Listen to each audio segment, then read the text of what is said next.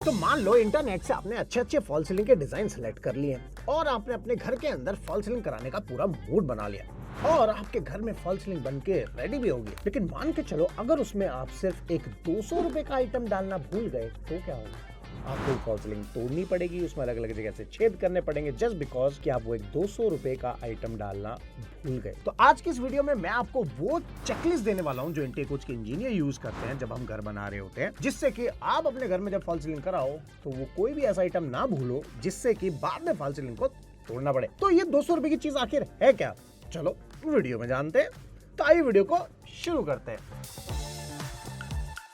तो बेसिकली इसको 3 कैटेगरी में बांटा जाता है, वेंटिलेशन के पॉइंट ऑफ व्यू से, डिजाइनिंग पॉइंट ऑफ व्यू से और इलेक्ट्रिकल के पॉइंट ऑफ व्यू से। अब इसमें मैं फटाफट आपको पॉइंट बता चलता हूं, आपको स्क्रीनशॉट लेने की जरूरत नहीं है, नीचे मैं पीडीएफ ऑलरेडी डाल दूंगा, आप उसको डाउनलोड कर लेना। सबसे पहले बात करते हैं इलेक्ट्रिकल की। तो इलेक्ट्रिकल में कौन कौन से पॉइंट्स हैं जो अक्सर लोग भूल जाते हैं, वो क्या है? सबसे पहला फैन रॉड। पता चला पीओपी की सीलिंग कर दी या जिप्सम की सीलिंग कर दी और फैन रॉड डालना ही भूल गए तो पंखा किस पे लटकाओगे? और कई तो इतने भी कॉन्ट्रैक्टर मैंने देखे हैं जो फ्रेम के ऊपर ही कस के चले जाते हैं और बाद में फैन जो है वो ऐसे हिलता रहता है। तो हमेशा फैन की जो रॉड है वो पहले फॉल सीलिंग में डालो और एटलीस्ट 2 फुट की या 1.5 फुट की रॉड वो होनी चाहिए, छोटी नहीं डालनी है, नहीं तो बाद में फैन इंस्टॉलेशन में दिक्कत आ सकती है। सेकंड पॉइंट आता है वीडियो डोरबेल। वीडियो डोरबेल का मतलब कि कई बार क्या होता है कि हमें मान लो आज नहीं तो कल या थोड़े दिनों बाद या सालों बाद हमें फील होता है कि यार एक वीडियो डोरबेल होना चाहिए। मान लो किसी घर में ओल्ड पेरेंट्स हैं या बार बार दरवाजा खोलने कौन जा रहा है जीने से उतर के, तो वहां पे वीडियो डोरबेल के लिए क्या ऑप्शन आता है कि अंदर स्क्रीन लग गई, बाद वीडियो डोरबेल। लेकिन अब उसकी जो वायरिंग है वो इतने सुंदर घर में ओपन में जा रही है और ओपन की वायर बिल्कुल बेकार लगती है। तो हमेशा फॉल सीलिंग से पहले आप उसके लिए आप वायरिंग का प्रोविजन करा के छोड़ दो। थर्ड इज वाईफाई की केबल। आपके घर में देखो, इधर घूम घूम के देखो, कहीं ना कहीं वाईफाई तो लगा होगा। अब जरा उस वाईफाई की वायर देखो, कहीं ना कहीं तो दिख ही रही होगी ऊपर में, राइट? तो हमेशा ध्यान क्या रखना है, पहले ही जब फॉल सीलिंग कराने वाले हो अपने वहां के लोकल जो भी वाईफाई का ऑपरेटर होगा, चाहे वो एयरटेल हो, जियो हो, उनको फोन करो और उनको पहले बुला लो कि बॉस मुझे वाईफाई लगवाना है, उसकी वायरिंग करके चले जाओ। ये आपको अपने कॉन्ट्रैक्टर से नहीं करानी क्योंकि उनको करना नहीं आता है, वो कुछ ना कुछ इधर उधर तोड़ देंगे तो वो खराब हो जाएगा। तो हमेशा वाईफाई की केबल सबसे पहले आपको लगवा लेनी है और आपको पॉइंट सेलेक्ट कर लेना है उन्हीं ऑपरेटर से पूछ के कि सबसे ज्यादा रेंज कहां पे आएगी। तो ये हमेशा ध्यान रखना। Next is CCTV. अगर आपको अपने घर में वाईफाई कैमरा या सीसीटीवी केबल लगाने तो उसकी वायरिंग भी आपको पहले ही सोचनी पड़ेगी, नहीं तो होगा क्या, वाईफाई के जो अगर अलग अलग जगह कैमरा है तो हर कैमरे की एक वायर, और पता चला इतना मोटा क्लस्टर, जब तक आपके मेन डीवीआर बॉक्स में जहाँ सारी वायर कनेक्ट होगी आके वहां पहुंचते इतना मोटा गुच्छा बन जाएगा और ऊपर में दिखाई देगा। तो हमेशा ध्यान रखो कि सीसीटीवी की केबल लगवानी, और उससे भी इंपॉर्टेंट चीज कि किस स्क्रीन में आपको वो सीसीटीवी ऐड करना है, ड्राइंग रूम में, किचन में, टीवी में या कहां पे। नेक्स्ट जो इंपॉर्टेंट पॉइंट है वो ये है इलेक्ट्रिकल के सेक्शन में लाइट्स। आपको क्या करना है, फॉल सीलिंग कराने से पहले जब वो होता है ना कि फ्रेमिंग बनती है, उस फ्रेमिंग के टाइम पे आपको अपनी एक लाइट लेके आनी है और अपने ठेकेदार को दे देना है या अपने इलेक्ट्रिकल के कॉन्ट्रैक्टर या फॉल सीलिंग कॉन्ट्रैक्टर जो भी इसको कर रहा है उसको दे देना है। रीजन, जब हम फ्रेमिंग करते हैं ना तो कई बार क्या होता है कि पीओपी करने के बाद जब हम लाइट इंस्टॉल करने वाले हैं, सपोज करो हमें 2 फुट का कोई पट्टा है, ठीक है, उसके सेंटर में लाइट लगानी है, मतलब कि 1 फुट पे। अब पता चला जब वो लाइट कटिंग हो रही है उसके बीच में फ्रेम आ गया, क्योंकि फॉल सीलिंग वाले के पास सैंपल नहीं था तो उसने अपने अंदाजे से सेंटर में एक फ्रेम डाल दिया। अब पता चल रहा है कि पूरा गेम खराब हो गया। खराब इन द सेंस जब आप लाइट लगाने जा रहे हो तो वहां तो फ्रेम आ गया। अब आपको सेंटर में से वो लाइट या तो थोड़ा सा इधर करना पड़ेगा या थोड़ा सा इधर करना पड़ेगा और पूरी सिमेट्री खराब हो जाएगी।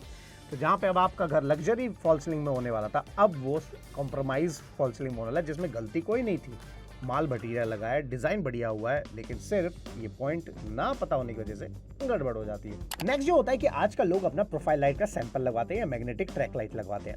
हमेशा ध्यान रखो कि फ्रेमिंग के टाइम पे आपको मैग्नेटिक अगर लगा रहे हो तो मैग्नेटिक का फ्रेम देना है। अक्सर लोग ये क्या सोच के बैठे, मैंने कई साइटों पे देखा है जहां हमारी कंसल्टेशन बोल होती है कि मनीषा में ना यहाँ पे मैग्नेटिक ट्रैक लाइट ना है तो किस वोल्टेज की डालूं या कौन से कलर की डालूं या क्या डालूं। और मैं ये कहता हूँ कि भैया फॉल सीलिंग तो हो गई, अब कहां से होगी? कह रहा नहीं भैया, हमारे फॉल सीलिंग वाले ने तो बोला था वो लग जाएगा ट्रैक। अरे वो ट्रैक लाइट होती है, फोटो देखो जरा, ये एक ट्रैक होता है और ये मैग्नेटिक ट्रैक होता है। मैग्नेटिक ट्रैक के लिए फ्रेमिंग अलग से बनती है और उसका फ्रेम पहले ही डाल दिया जाता है, बाद में नहीं लग पाता। तो अगर आप मैग्नेटिक ट्रैक को लगाने का सोच रहे हो तो जब फ्रेम हो जाए, फ्रेम के टाइम पे भी आपको मैग्नेटिक ट्रैक लाके अपने कॉन्ट्रैक्टर को दे देना है, नहीं तो बाद में नहीं लग पाएगी।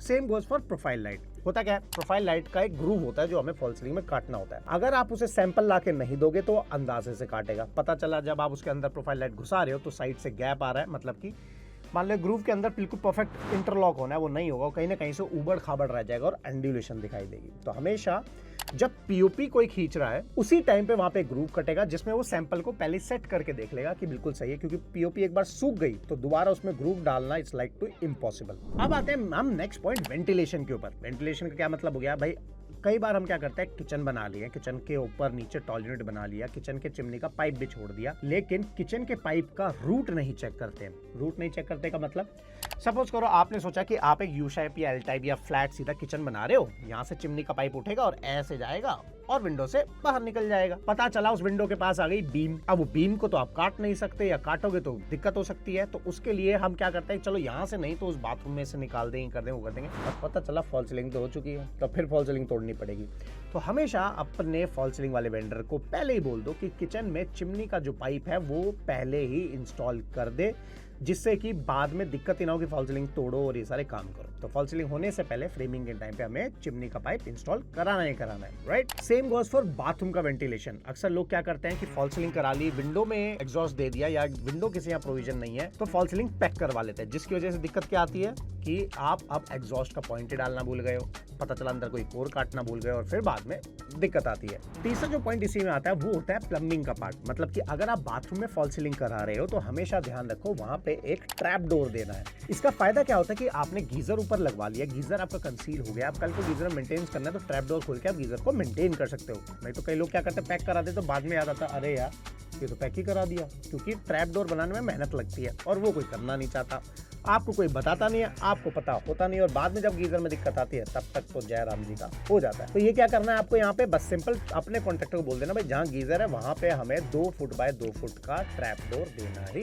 देना है। बाद में आप कहोगे मनीष जी यार ये तो आपने बताया नहीं, तो अब बता रहा हूँ, नीचे लिस्ट भी है, तो फॉल सीलिंग कराओगे तो इस लिस्ट का प्रिंट आउट ले लेना और चेक करते हुए हर रूम वाइज इसको चलना है, राइट। नेक्स्ट आता है फायर एंड सेफ्टी, सबसे इंपॉर्टेंट पॉइंट। अक्सर जो ये हमारी साइट में भी कई बार गलतियां हुई है, लेकिन अब हमारे यहाँ नहीं होती क्योंकि हम अपनी WIS को फॉलो करते हैं। वो क्या कि जब आप फॉल सीलिंग करा रहे हो तो हम फॉल सीलिंग डिजाइन तो कर लेते हैं, लेकिन पॉइंट क्या होता है, हम ये भूल जाते हैं कि वहां पे फायर की लाइन है, मतलब कि स्प्रिंकलर और स्मोक डिटेक्टर भी लगे हुए हैं। और बाद में पता चलता है कि उसकी कॉस्ट एक्स्ट्रा एड ऑन हो जाती है, जो कम से कम 50-60 हजार एक फ्लैट का कॉस्ट आ जाता है, जिसमें आपको सारे स्प्रिंकलर्स को जहां से पानी आता है उनको इधर उधर हटा के शिफ्ट करना पड़ता है, जिसका एक अलग खर्चा बैठ जाता है। तो हमेशा जब फॉल सीलिंग का डिजाइन कर रहे हो तो इस चीज का ध्यान रखो, स्प्रिंकलर की लोकेशन कहाँ पे है, वो अगर ये छत है और ये वॉल है और वॉल पे स्प्रिंकलर है तो कितना नीचे है। ऐसा तो नहीं मैं फॉल सीलिंग कर दूं 1 फुट नीचे तक और स्प्रिंकलर उसके अंदर छुप जाए, तो वो तो नहीं कर सकते, तो एक अलग एक्स्ट्रा कॉस्ट है। तो फॉल सीलिंग को डिजाइन कराने से पहले हमेशा क्या ध्यान रखना है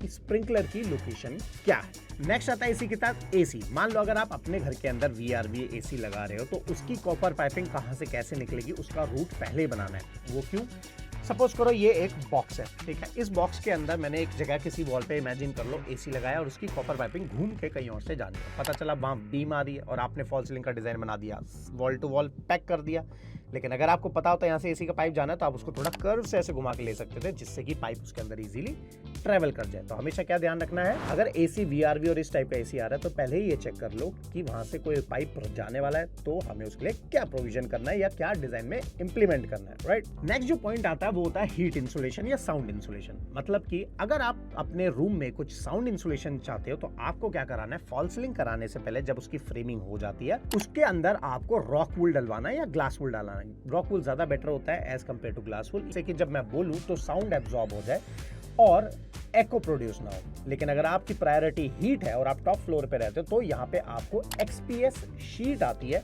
ये आपको डलवा देनी है, ठीक है। इससे आपके अंदर रूम के अंदर ड्रास्टिकली टेम्परेचर चेंज होगा, कम से कम 4 डिग्री का डिफरेंशिएशन आ जाएगा। XPS शीट आप इसमें डालोगे तो आपके छत पे या आपके रूम में हीट जो है वो नहीं होगी, कम आएगी और AC की कूलिंग कैपेसिटी बढ़ जाएगी और बिजली का बिल भी कम हो जाएगा। तो यही मैंने बैठे बैठे आपके कम से कम महीने के 10,000 रुपये बचवा दिए हैं। तो लाइक और सब्सक्राइब, ये नीचे बटन देख रहे हो ना, इसको फटाफट दबा दो। बाद में मत कहना कि मनीष जी आपने बताया नहीं। अब थोड़ा सा कॉन्ट्रैक्टर पॉइंट ऑफ व्यू से देख लेते हैं कि आपके घर में जो मटेरियल लग रहा है वो अच्छी क्वालिटी का है या नहीं है। क्योंकि अब जैसे जैसे मैं एक साइट विजिट पे गया था, वहां पे मैंने क्या नोटिस किया कि कॉन्ट्रैक्टर था, ठीक है, ऑल्दो पहले क्लाइंट हमसे काम करा रहा था, बट उसको कहीं और से कोटेशन मिली जो कि काफी सस्ती थी।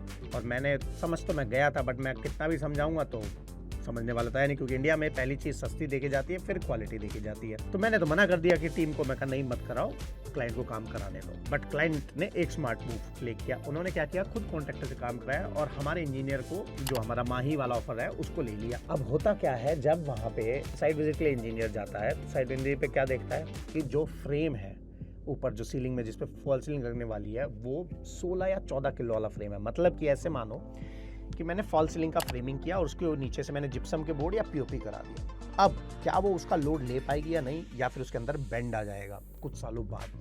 तो वहाँ पे क्या था, वो सारे जो फ्रेम्स थे वो लाइट वेट के थे। तो आपको यहाँ क्या ध्यान रखना है, अपने ठेकेदार को पहले ये बोलना है कि भैया आप रेट दे रहे हो 100 रुपये, वो दे रहे हैं 130 रुपये, दोनों में फर्क क्या है। तो उनसे पूछना कि आप फ्रेम किस वेट का डालोगे, तब वहाँ पे आपको कहानी समझ आएगी। आपको जो यूज़ करना है that is 22 kg of kilo, मतलब 22 kg का बंडल आता है, उसमें टेक्निकल जानने की जरूरत नहीं है। आप बस बोलो 22 kg वाला मुझे बंडल चाहिए, उसी का होगा। तीसरा जो एल पत्ती आप लगाओगे, एल पत्ती बेसिक लोड सीलिंग से सपोर्ट लिया जाता है, फुट देगा राइट, इससे फ्रेम में जान बनी रहती है। वो मुझे हर 3 फुट पे या 4 फुट पे चाहिए ही चाहिए, और फास्टनर मुझे 8 से 10 mm का चाहिए। तीसरी चीज, अगर आप पीओपी में जा रहे हो तो मटेरियल में सकरनी को यूज करना है, और अगर जिप्सम बोर्ड में जा रहे हो तो जिप-रॉक में करना है। आप कुछ डिजाइन की 3 से 4 प्रो टिप दे देता हूं जो आपको ध्यान रखनी है, ठीक है। सबसे बेस्ट डिजाइन तो मैंने आपको बताया, रिवर्स कोव सीलिंग से बेस्ट डिजाइन तो कुछ होता ही नहीं है। इसमें फायदा क्या है कि आप अगर ये डिजाइन करा रहे हो, फोटो देखो राइट, आपको यहाँ पे वॉल से जो एक गैप छोड़ना है, ये मिनिमम 8 इंचेस का छोड़ना है। वो इसलिए क्योंकि हमें पर्दे वाले एरिया में भी 8 इंच का गैप चाहिए, जिससे कि मेरे दोनों कर्टेन जो है वो एक दूसरे से स्लाइड हो सके। नहीं तो होता है ना, शेयर भी डाल दिए कर्टेन पे, जब कर्टेन खोल रहे हैं तो शेयर भी खुल जा रहा है, वो ना हो। तो इसलिए मिनिमम 8 इंच का गैप छोड़ना ही छोड़ना है। दूसरा आपको जो ध्यान रखना है वो ये कि जब फॉल सीलिंग करा रहे हो तो जहाँ पे वार्डरोब है, उस वार्डरोब के जो शटर खुलने हैं, वो शटर इजीली खुल पा रहे हैं कि नहीं खुल पा रहे। होता क्या है, सपोज करो ये मेरी पूरी वार्डरोब खड़ी हो गई राइट, और मेरी फॉल सीलिंग होनी थी और होते होते नीचे आ गई। अब मैं अगर इसका शटर खोलूंगा तो ये शटर इस फॉल सीलिंग में अड़ेगा। तो अब या तो मुझे वार्डरोब को छोटा करना पड़ेगा जिससे स्टोरेज लॉस हो गई, या मुझे फॉल सीलिंग को अब तोड़ना पड़ेगा, ऊपर जाना पड़ेगा। कि जब आप ये फॉल सीलिंग करा रहे हो तो इस फॉल सीलिंग को या तो ऊपर रखो या इसके यहाँ पे फिलर ऐड करो, ठीक है, जिससे कि आपके शटर खुल सके राइट। अब इसके लिए मैंने एक ट्रिक बनाई थी, इसका एक शॉर्ट है, लिंक मैंने नीचे डाल दिया, वो देख लेना कि बिना, अगर आपके यहाँ प्रॉब्लम आ रही है तो उसको कैसे सॉल्व करना है, वो नीचे देख लेना, डिस्क्रिप्शन में लिंक मिल जाएगा। थर्ड जो टिप है वो ये कि जब लाइट इंस्टॉल करा रहे हो तो ध्यान रखना कि फैन के नीचे कोई भी लाइट ना हो जाए। तो अपने फैन का साइज, कि अगर आप डिजाइनर फैन ला रहे हो तो उसकी चौड़ाई 4 से 5 फुट होती है, तो हमेशा ध्यान रखो अगर वो वाला फैन लेके आ रहे हो तो कोई भी लाइट फैन के नीचे ना आए। नहीं तो क्या होगा, दिखाता हूँ लाइव, ऐसे मानोगे नहीं ना, लाइव दिखाता हूँ। तो आपके साथ ऐसा होगा फैन जब चलेगा, ठीक है, तो ये नहीं करना, इस चीज का ध्यान रखना है। तो अगर आपके घर में इस वक्त फॉल सीलिंग का काम चल रहा है तो उसको वहीं स्टॉप करा दो। इस लिस्ट का प्रिंट आउट निकालो जिसका लिंक डिस्क्रिप्शन में है, जो कि हमारे माही वाली लिस्ट है। वहां पे जाओ और चेक करो कि फॉल सीलिंग में कोई चीज भूल तो नहीं गए हो, कहीं 200 रुपए की चीज जो आप भूल गए हो बाद में आपका 20,000 का खर्चा करा दे। तो ये ध्यान रखो, इस लिस्ट को यूज करो और अपने घर को मेंटेनेंस फ्री बनाओ, बजट फ्रेंडली बनाओ, और सबसे बड़ी चीज सुंदर बनाओ। अगर आप अपने घर के लिए, वार्डरोब के लिए लैमिनेट, या किचन के लिए लैमिनेट, या वॉल पैनल के लिए लैमिनेट करना चाहते हो, उसके लिए स्टेंसिल है वो आप खरीद सकते हो, जिसका नाम लैमिनेट सेलेक्टर टूल है। दूसरा, अगर आप हमसे डिजाइन या एग्जीक्यूशन कराना चाहते हैं, एग्जीक्यूशन हम सिर्फ गुड़गांव में करते हैं और दिल्ली एनसीआर एरिया में, और डिजाइन पैन इंडिया इंटरनेशनल, वो आप कर सकते हो। तो अगर इसमें से ऐसा कोई पॉइंट मिलता है यार मनीष हम ये सच में भूल गए तो लिस्ट से फायदा हुआ, तो कमेंट करके जरूर बताना। नहीं तो फिर से आप बोलोगे मनीष जी आपने बताया नहीं, तो इस बार बता भी दिया है और समझा भी दिया। तो नेक्स्ट वीडियो में बाय, sayonara।